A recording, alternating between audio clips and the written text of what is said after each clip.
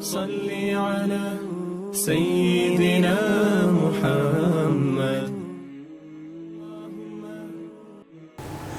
السلام علیکم ورحمۃ اللہ وبرکاتہ. استقبال ہے رحمت عالم صلی اللہ علیہ وسلم کی 65ویں قسط. ناظرین، غزوہ احد کے واقعے کا تسلسل جاری ہے گزشتہ 2-3 قسطوں سے. پہلے قسط میں آپ نے جانا تھا کہ کس طرح مسلمانوں کو فتح ہوئی، اور اس کے بعد آپ نے گزشتہ قسط میں جانا کہ وہ فتح کس طرح شکست میں تبدیل ہوئی. اس کے باوجود بعض صحابہ کرام کے شوق شہادت کے واقعے اور قصے آپ نے اس قسط میں سنے، اور آپ صلی اللہ علیہ وسلم پر اپنی جان نچھاور کرنے کے قصوں کو بھی ہم نے سن لیا ہے. اس قسط کو سننے کے لیے آپ آئی بٹن پر کلک کریں. آئیے اس قسط میں اس غزوے کی مزید تفصیلات سنتے ہیں. ناظرین، غزوہ احد میں مسلمان پوری طرح منتشر ہو گئے تھے. ادھر کفار مسلمانوں کو پوری طرح منتشر اور نبی کریم صلی اللہ علیہ وسلم کو موجود نہ پا کر مطمئن ہو گئے اور دوبارہ اپنے پڑاؤ کی طرف واپس ہو گئے. حضرت علی، حضرت طلحہ بن عبید اللہ رضی اللہ عنہ نے حضور صلی اللہ علیہ وسلم کو سہارا دیا اور گڑھے سے نکالا. احد پہاڑ کے مشرقی حصے پر ایک غار میں آپ کو آرام کے لیے لے جایا گیا. حضرت مالک ابن سنان رضی اللہ عنہ نے آپ کا مبارک خون اپنے چلو میں بھر کر پی لیا. حضرت علی رضی اللہ عنہ نے اپنی ڈھال میں پانی لا کر چہرے مبارک کو دھلوایا. حضرت فاطمہ رضی اللہ عنہ نے مرہم پٹی کی. اس واقعے کی ہم تفصیلات آپ کو اس قسط میں آخر میں تفصیلاً سنائیں گے. کفار کو واپس جاتا دیکھ کر مسلمان پھر میدان میں جمع ہونے لگے. جن لوگوں کو حضور صلی اللہ علیہ وسلم کے غار میں موجود ہونے کی خبر ملی، انہوں نے غار کا رخ کیا. کفار کی ایک ٹکڑی نے مسلمانوں کو اونچے غار کی طرف چڑھتے ہوئے دیکھا تو سوچا کہ ایک بار پھر حملہ کریں اور اہل ایمان کا وجود ہی ختم کر ڈالیں. لیکن مسلمان کافی بلندی پر تھے، ان کا سامنا کرنے کے لیے ایک ٹکڑی کافی نہ تھی. اس لیے انہوں نے اپنے باقی لشکر کے ساتھ واپس لوٹنے میں ہی عافیت سمجھی اور مسلمانوں کے اس آخری محاذ کو خاص اہمیت نہ دی. کفار کا یہ فیصلہ مسلمانوں کے لیے تو مفید ثابت ہوا، لیکن در حقیقت فوجی حکمتی عملی کے لحاظ سے یہ ایک بہت بڑی غلطی تھی، جس کا بعد میں ان کفاروں کا احساس بھی ہوا اور ان میں چہمہ گوئیاں بھی بڑھنے لگی. بہرحال اس موقع پر مسلمانوں نے ایسی نایاب اور غیر معمولی جانبازی اور تابناک قربانیوں سے کام لیا جس کی نظیر تاریخ میں نہیں ملتی. حضرت ابو طلحہ رضی اللہ عنہ نے اپنے آپ کو رسول اللہ صلی اللہ علیہ وسلم کے آگے سپر بنا لیا. وہ اپنا سینہ اوپر اٹھا لیا کرتے تھے تاکہ آپ صلی اللہ علیہ وسلم کو دشمن کے تیروں سے محفوظ رکھ سکیں. حضرت انس رضی اللہ عنہ کا بیان ہے کہ احد کے روز لوگ یعنی عام مسلمان شکست کھا کر رسول اللہ صلی اللہ علیہ وسلم کے پاس آنے کے بجائے ادھر ادھر بھاگ گئے، اور ابو طلحہ رضی اللہ عنہ آپ صلی اللہ علیہ وسلم کے آگے اپنی ایک ڈھال لے کر سپر بن گئے. وہ ماہر تیر انداز تھے، بہت کھینچ کر تیر چلاتے تھے. چنانچہ اس دن 2 یا 3 کمانیں توڑ ڈالی.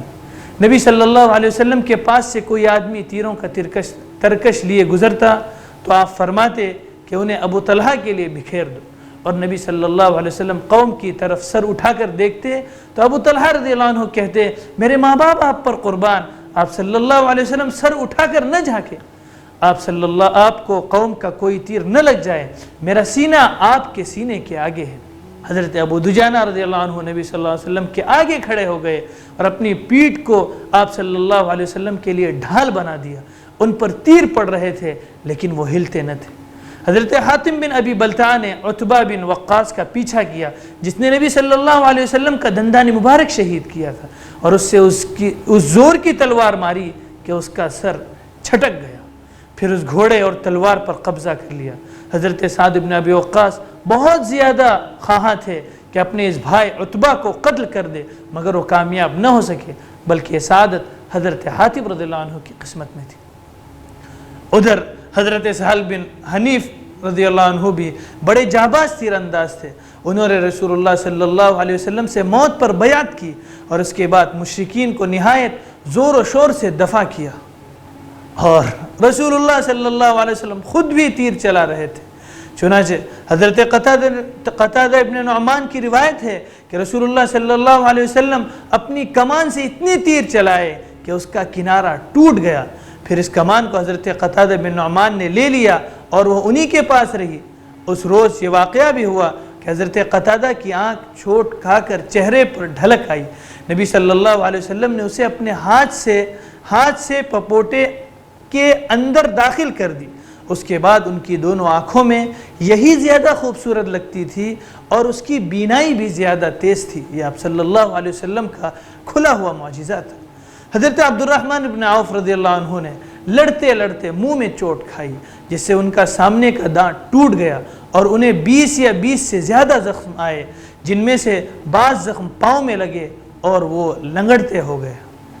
ابو سعید خدری رضی اللہ عنہ کے والد مالک ابن سنان نے رسول اللہ صلی اللہ علیہ وسلم کے چہرے سے خون چوس کر صاف کیا. آپ صلی اللہ علیہ وسلم نے فرمایا اسے تھوک دو. انہوں نے کہا واللہ اسے تو میں ہرگز نہ تھوکوں گا. اس کے بعد پلٹ کر لڑنے لگے. رسول اللہ صلی اللہ علیہ وسلم نے فرمایا جو شخص کسی جنتی آدمی کو دیکھنا چاہتا ہے وہ انہیں دیکھے. اس کے بعد وہ لڑتے لڑتے شہید ہو گئے. یہ تو مردوں کا کارنامہ، ادھر عورتیں بھی مردوں سے کم نہ تھی. ایک نادر کارنامہ خاتون صحابیہ حضرت ام عمارہ نصیبہ بنت کعب نے انجام دیا. وہ چند مسلمانوں کے درمیان لڑتی ہوئی ابن قمع کے سامنے اڑ گئی. ابن قمع نے ان کے کندھے پر ایسی تلوار ماری کہ گہرا زخم ہو گیا. انہوں نے بھی ابن قمع کو اپنی تلوار کی کئی ضرب لگائی لیکن کمبخت 2 زرہیں پہنے ہوئے تھا اس لیے بچ گیا. حضرت ام عمارہ نے لڑتے 12 زخم کھائے. حضرت مصعب بن عمیر کی شہادت کا واقعہ تو آپ نے 63ویں قسط میں سن ہی لیا ہے. دوسری طرف بدر کا بدلہ لینے کے لیے کچھ مشرکین مرد اور عورتیں مسلمان شہداء کے مسئلے میں مشغول ہو گئی، یعنی شہیدوں کی شرمگاہیں اور کان ناک وغیرہ کاٹ لیے، پیٹ چیر دیے. ہند بن عتبہ نے حضرت حمزہ رضی اللہ عنہ کا کلیجہ چاک کر دیا اور منہ میں ڈال کر چبایا اور نگلنا چاہا لیکن نگل نہ سکی تو تھوک دیا اور کٹے ہوئے کانوں اور ناکوں کا پازیب اور ہار بنایا.